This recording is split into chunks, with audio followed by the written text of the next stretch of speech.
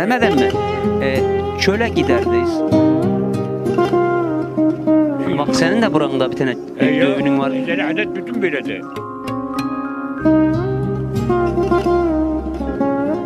Bunda ben bu arkadaşa hediye edeyim. Bunu bana hediye edin. Hediye. Ya kıymetli, bu kıymetli şey yani.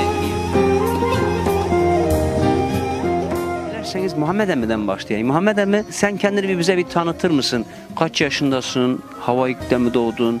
Ne işle uğraşırsın? 93 yaşındayım. Kaç yaşındasın? 93 yaşındayım. 93 yaşındasın. Sen mi büyüksün, Ayşe teyzen büyük? Yok, Ayşe teyzen benden 3 yaş büyük. 3 yaş büyük. Evet, 94-95 yaşında oldu. Çöle giderdeyiz. Evet. Sen de çöle gider miydin? Evet, giderdim, aklıma getiriyor. Ne yapardın? Çocukla oynardık, ederdik işte. Bak senin de buranda bir tane düğünün var. Seni adet bütün böyledi. Peki sade mi Arap kızları ya? Çocuğun oldu mu illa vesmin bekkar. İlla olacak. Öyle. Adetmiş böyle, bereketmiş ya. Bak oraya geçin dakikada bir. Bunu diyeyim, Arap kızları mı yaptı, sen başka birine mi yaptın? Bu da aklıma gelmiyor.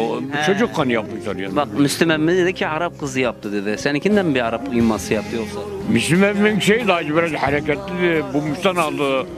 Belki abi şu Heşan'ın bacısı. O da gitti İstanbul'da asfalt işte bu. Belki... Peki ne çocuğu olan erkeğe bunu muhakkak yaparlar mı burnuna çenesi? He ya. Niye? Böyle bereket Yaptırdı. Yok.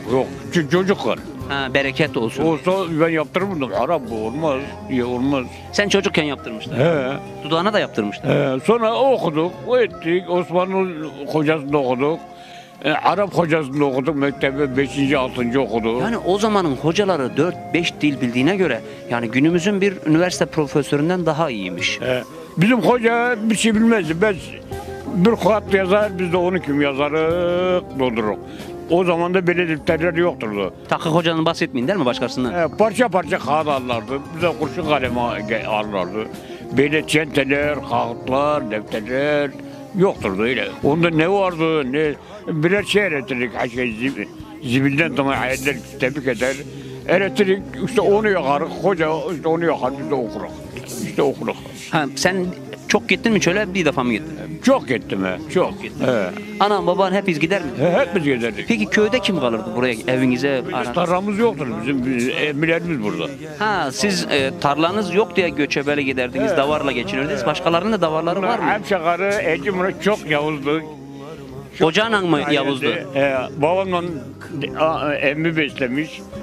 Bunu da ben bu arkadaşa hediye edeyim. Bunu bana hediye edin. Hediye. Ya kıymetli, bu kıymetli şey yani yeri boş kalır değil mi? Bilmezdik. Bana mı hediye ettin bunu? Hediye ettik. Allah razı olsun.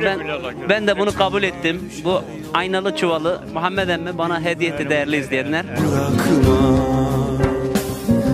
Biliyorum giden gelmez, bu dağlara sözüm geçmez, kırlangıçlar